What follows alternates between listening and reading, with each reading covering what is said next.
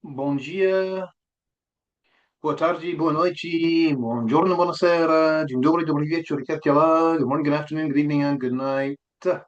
Wherever you may be, Jay Slater Case. Wasn't planning on doing this one, wasn't expected to do this one, but Jan's Views Live, not going to happen tonight. Jan having some car problems. She's posted it on her channel, I posted it on mine. So, yeah, big disappointment, but we will do something for next week, all being well, of course. But I did say I would just do an extra video because there's one key question I wanted to raise in Jan's Views Live tonight, which I thought we could all think about, and then commenters can be kind of more prepared next week. And it's a big, big topic that I want to discuss. Before I do that, I just want to shout out follower LEM, because LEM very kindly said, she said, Boa noite. I've got it noted down here. Boa noite, Duncan. I'm watching from Porto. Yeah, Porto in Portugal. And she said, my husband comments on how good your Portuguese is. What a nice man your husband is. What a very nice thing to say. Although he does say it's a Brazilian Portuguese. Yeah, it is. Eu sei que tenho sotaque pouco raro, pouco estranho.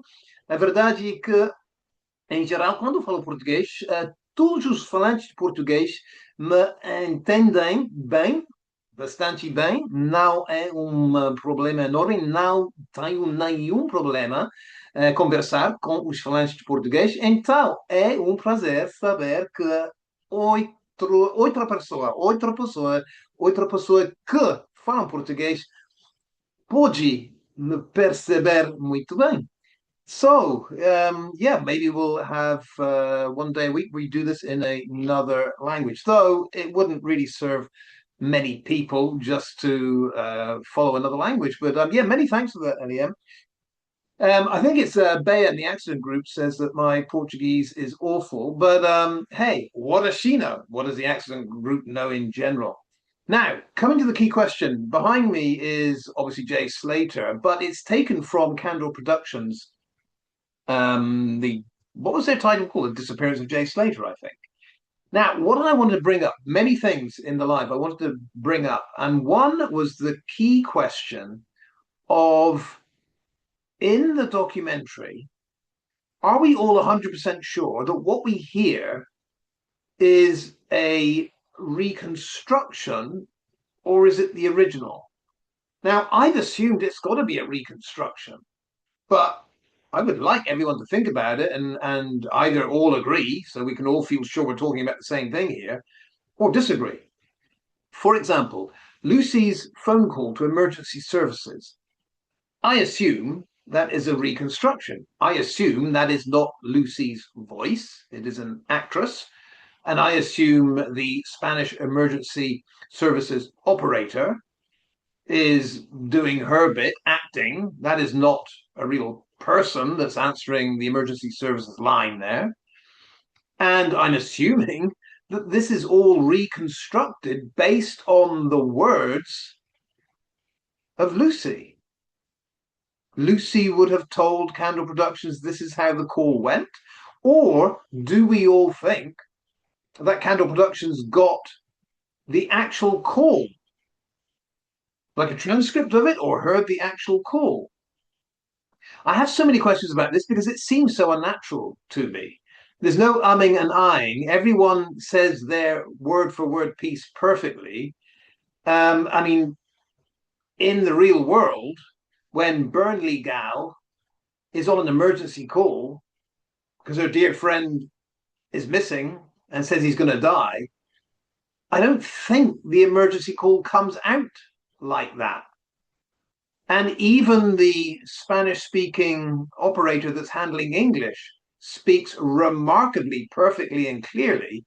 No one has to repeat anything. Do you remember the call I mean? And his name? Jay Slater. It's all very scripted.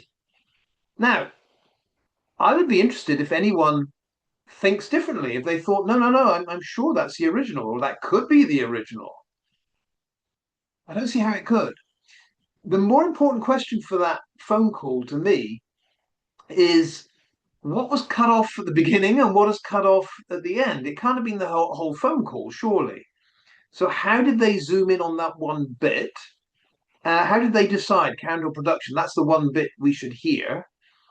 And did Candour Productions feel 100% sure that word for word that's what was said?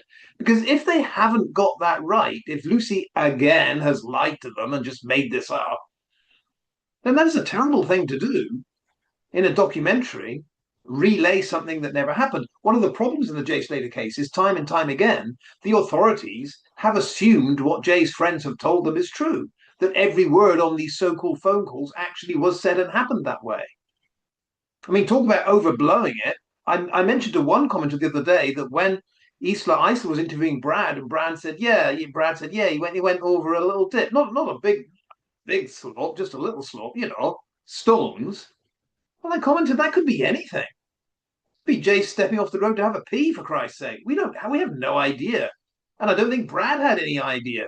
You know, well, I just come out of the festival myself. Well, you had 4.5 hours early. I mean, so we're supposed to think that Brad knows exactly what's going on.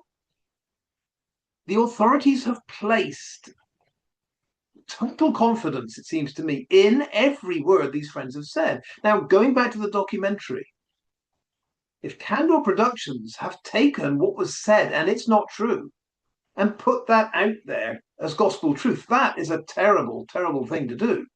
So the bottom line for me here is I just want to get a feeling, and I wanted to do it with Jan's Views Live when we have the commenters, is this to be trusted? Am I right? This is all reconstruction. And is there not a grey area here where we're all saying, well, how do you, and unless you got the transcript, Candour, how do you know what was said? And the same odd thing where it surely is a reconstruction when Miss Swarbrick is phoning Debbie Duncan to read out the toxicology results. And Debbie has to reenact crying about it. I just don't see how this is all done unless Debbie Duncan is an accomplished actress who can do that. If she is, all credit to her. But should Candour Productions not have stated this is a reconstruction? This is not original footage filmed live at the time, if you know what I mean. I have very big problems with that. The other thing I wanted to raise, had we done Jan's Views Live, was the documentary that no one seems to know about, no one mentions. If you look up Jay Slater case, the Wikipedia article, it mentions a documentary was produced by ITN, and it was called The Jay Slater Mystery, Missing or Murdered. That was the title of the documentary, Missing or Murdered. And it was set to be released July on Channel 5. No one ever heard any more about that. Now, if it was already made, if that was produced, if that was ready to go for July, I wonder what was in that. Was that a completely different version? I mean, just the title Missing or Murdered hints to me that maybe their angle would have been, let's consider both possibilities here. A, he just went missing, and B, he was murdered. I mean, you know what I'm saying. Could the whole case have depended on which docudrama was put out there? And lo and behold, perhaps the luckiest break of all for the accident group was the ITN version was pulled, and the Candour production one was the one that got out there first and the only one. Can't help thinking what a different Jay Slater world we would be in if it was the other way around. If the ITN one had got put out there and Candour had pulled theirs. I don't know anything more about this ITN documentary. If anyone has heard anything about it, or, I mean, heavens above, seen a clip of it, let me know. But I think it's a bit odd. There's another one out there, never got released, and no one ever talked about it. Would dearly love to see, even if it were a transcript, something about that other documentary. Or was that just a rumor? I don't know. I don't know. But getting back to exactly what was said in the Candour Productions one, if all these reenactments of what was actually said in these vital calls, if all these reenactments are accurate, then we have a major contradiction here. And it is this about reporting the missing person. Lucy has told us that in her first visit to the police, she was told that reporting a missing person must be done online. Fill out an online form or fill out a form, like a statement. And then 24 hours later, wasn't it? After you submitted it, then we get back to you. Something like that. It was a kind of, you have to do this yourself. We don't, immediately jump into action because you say there's a person missing, which makes perfect sense to me. A missing person might show up. I spoke to him at 8:50. I'm reporting him missing at 9 o'clock. He was planning to walk back, and on the map it says 11 hours. Well, the automatic reaction of the Guardia Civil is, okay, well, let him walk back. If he's back in 11 hours, no problem. So, if Lucy's right, that the response to a missing person report is, we'll do something in 24 hours, how is it that Lucy's on the phone to the emergency operator, and the emergency operator is starting to take down all these details? Why is it, my question here is, why is it that the emergency services operator is not saying, oh, if it's a missing person, then you need to go online. Yeah, sit tight, Miss Lucy, online. There is a form, yes, a form, missing person. You write the details. And then we read your missing person report. Yeah, why did that not happen?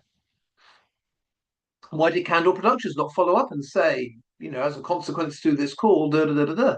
It's just kind of thrown out there, and we're supposed to accept it that that is exactly what happened. I don't think it did happen like that, but I don't know how it did happen. Once again, we'll just wrap this up by saying the accident group have all the answers. Uncle Slugster, looking good, bossing it, babe. Uncle Slugster knows exactly what dear Lucy said. He knows exactly what she said. Whether it be pillow talk or a little heart to heart, these two have conversed. And Uncle Slugster knows exactly what she said in that first call. Will he tell us? Of course not. As Kaz Alice said, we don't have to say anything. We just have to sit tight and hope you guys go away. And I guess to Kaz Alice, it doesn't really matter that she ends up drinking a bottle of wine every day that ends in Y. It really doesn't matter that, Sluggy has the saggy skin look and is so scared of his own face out there. He now does a very occasional mini video where he's sitting in the dark. It doesn't matter that Debbie Duncan's had one nervous breakdown and probably going for another, and that all of them, Rach and Brad, have complained about how their mental health has suffered. None of that matters to the accident group. What matters is they just keep stum. We keep asking the questions, and all of the family's health, all of the accident group people's health just seems to plummet day by day by day. But hey, Kaz, if the great tactic is to shut up and say nothing and just let your health deteriorate every single bloody day, well, carry on with that tactic. I wouldn't think it's a good idea myself. I would have thought you got the answers. This was all an accident. How difficult can it be, Kaz, just to say, you ask the questions, we'll give you the information. Why the very, very damaging, awful, nasty, despicable game, Kaz, of staying silent and letting everyone else on your side suffer? Why? Let's wrap it up there. So hopefully next week, Jan's Views Live will focus on this question of what is genuine in that Candour Productions, what is totally made up, what is based on Lucy's word, what do we take from it? How reliable is any of that relayed conversation? All right, let's leave it there. I will say Achilogu in Portuguese for Eliane and husband. Achilogu. Muito obrigado. And hasta la próxima in Spanish. See you next time. Adios.